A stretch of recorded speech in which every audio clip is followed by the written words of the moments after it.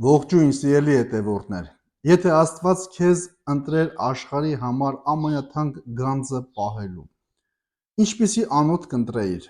անկոտրում պողպատ, ամուր, քար թե թանկագին ոսկի։ Բայց Պողոս առաքյալը մի բան է ասում, որը մարդկային տրամաբանությունը չի ընդունում։ Այս գանձն ունեք կավե անոթների մեջ։ Ինչու Աստված իր ամենամեծ գանձը, ավետարանը, Սուրբ Հոգու շնորհը եւ իր լույսը վստահեց ոչ թե կատարյալ մարդկանց, այլ կոտրվող, հոգնող, երբեմն լացող մարդկանց։ Եթե այսօր քեզ թույլ ես զգում, եթե կարծում ես, որ Աստված չի կարող քեզ օգտագործել, որովհետեւ ունես թուլություններ, այս հատվածը կփոխի քո մտածելակերպը։ Այսօր մենք կբացահայտենք, որ Աստված չի փնտրում անթերի մարդկանց, նա փնտրում է մարդկանց, որոնց միջոցով իր զորությունը կարող է երևալ։ Այդ անհավատների միտքն այս աշխարհի Աստվածը կուրացրեց,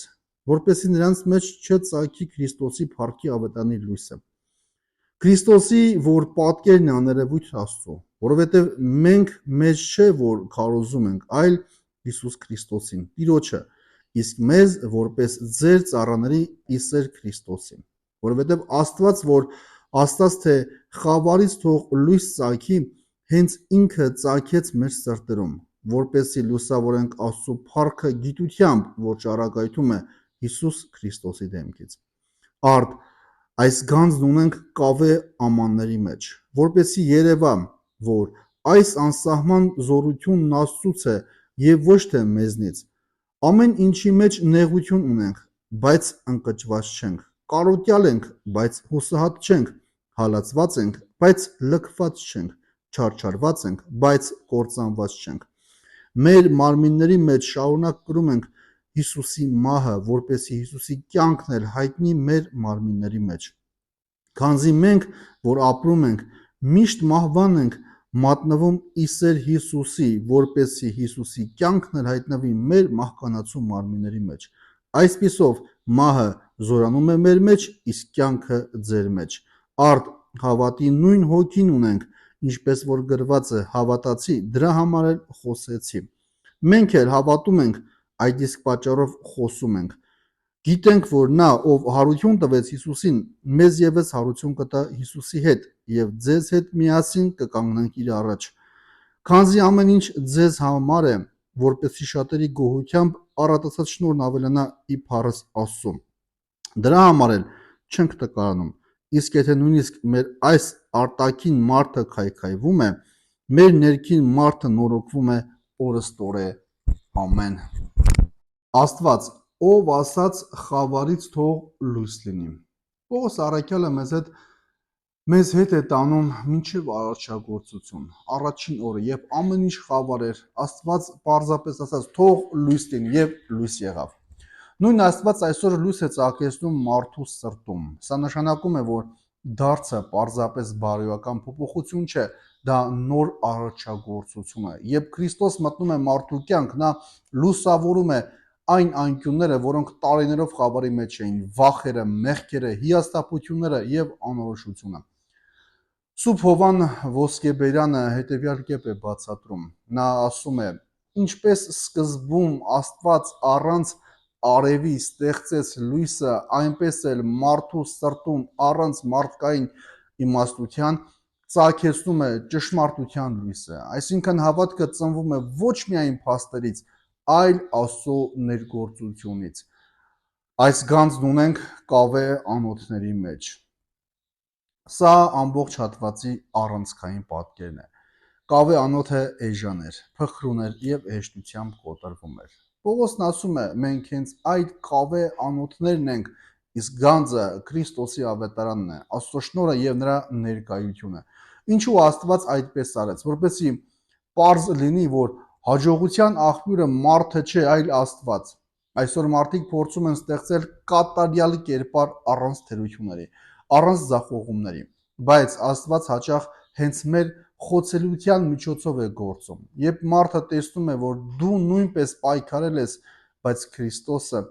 քեզ բարձրացրել է, այդ վկայությունն ավելի գեղեցիկ է, քան հազարավոր գեղեցիկ խոսքեր։ Սուրբ Եփրեմ աստորին ասում է, եթե անոթը ոսկուց լիներ, Մարդիկ կգովեին անոթը, բայց քանի որ այն կավից է, փառքը միայն գանձի տիրոջն է պատկանում։ Նեղվում ենք ոչ թե, բայց չենք ընկճվում։ Պողոս առաքյալը ներկայացնում է քրիստոնեական կյանքի իրական պատկերը։ Նեղվում ենք, բայց չենք ճզմվում, շփոթվում ենք, բայց չենք հուսահատվում, հալածվում ենք, բայց մենակ չենք մնում։ Գետին ենք ընկնում, բայց չենք կորչում։ Ուշադրություն դարձրեք։ Պողոս առաքյալը չի ասում, որ քրիստոնյան երբեք չի ընկնի դժվարությունների մեջ։ Նա ասում է, որ դժվարությունները վերջին խոսքը չունի։ Աստծո ներկայությունն է վերջին խոսքն ասում։ Այսօր շատ մարդիկ սոցիալական ցանցերում ցույց են տալիս միայն իրենց լավ օրերը։ Թվում է, թե բոլորը երջանիկ են, հաջողակ ու անհոգ։ Իսկ իրականում շատերը լուռ պայքարում են։ Պողոս առաքյալը մեզ ազատում է այդ կեղծ ճնշումից։ Քրիստոնյան կարող է լացել, կարող է հոգնել, կարող է վիրավորվել, բայց նա չի մնում այդ վիճակում, որովհետև Քրիստոսը նրա հետ է։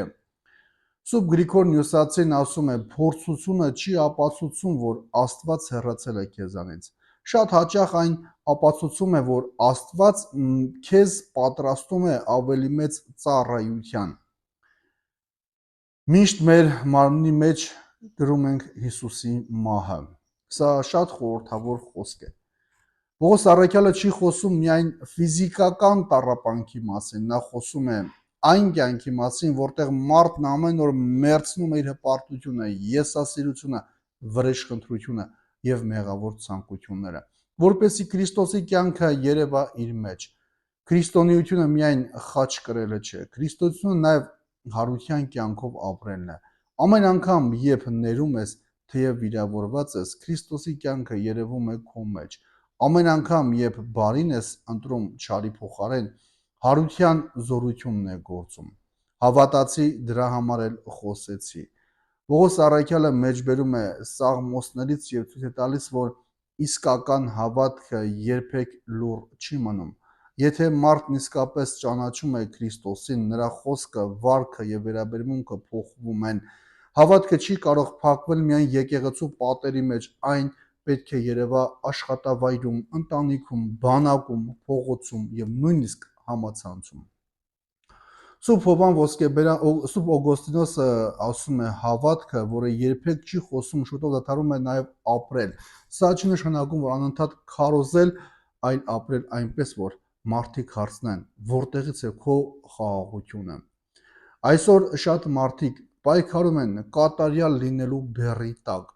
Նրանք կարծում են, որ պետք է միշտ ուժեղ երևան, երբեք չկոտրվեն, երբեք չսխալվեն։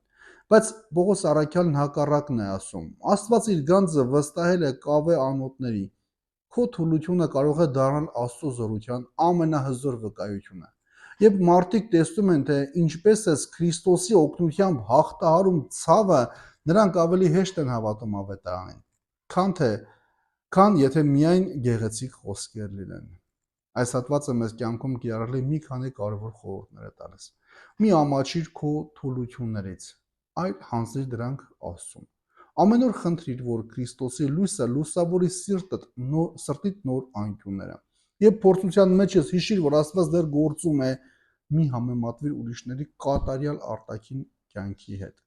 Ների նույնիսկ այն ժամանակ, երբ դա դժվար է։ Հիշիր, երբ ամենամեծ վկայությունը հաճախ ծնվում է ամենամեծ պայքարից։ Ավետարանը տարածիր ոչ միայն խոսքով, այլև քո վարքով։ Մի վախեցիր խոսել Քրիստոսի մասին սիրով եւ խոնարհությամբ։ Ամեն երեկո շնորհակալություն հայտներ Աստծուն այն փորձությունների համար, որոնց միջոցով նա քեզ անցկացրեց։ Երբ քեզ կավե անոթ ես զգում, հիշիր արժեք անոթի մեջ չէ, այլ նրա ներսում գտնված գանձի։ Սուրբ Հովան Ոսկեբերանը հիշեցնում է, որ Աստծո լույսը փոխվում է ոչ միայն մեր մտածողությունը, այլև ամբողջ կյանքը։ Սուրբ Եփրեմ աստորեն շեշտում է, որ Աստված հատուկ ընտրեց կավե անոթներ,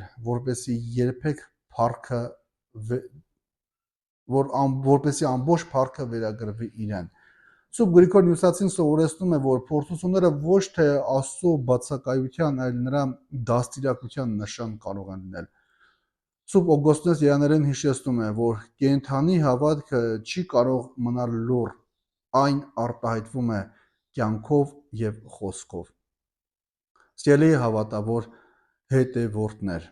Կորինթացիներին ուղղված երկրորդ նամակի 4-րդ գլխի 6-ից 14-րդ համարները մեզ տալիս է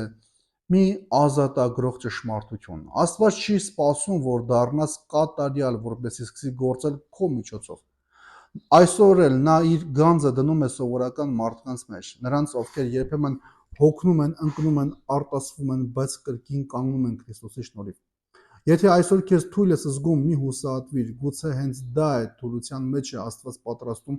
առավել պարզ ցույց տալ իր զորությունը։ Մի կենտրոնացիր քո կոտրված լինելու վրա, կենտրոնացիր այն գանձի վրա, որ Աստված դրել է քո սրտում։ Հիշիր, կավե անոթը կարող է ճաքեր ունենալ, բայց եթե նրա մեջ Քրիստոսի լույսն է, այդ ճաքերից է լույսը դուրս գալիս։ Եվ գուցե հենց այդ լույսն է լինելու այն ճառագայթը, որ մեկ ուրիշին հասցնի դեպի փրկության։ Ապրեք այնպես, որ մարդիկ ոչ թե հիանան մեզանով, այլ մեր կյանքում տեսնեն Քրիստոսի փառքը։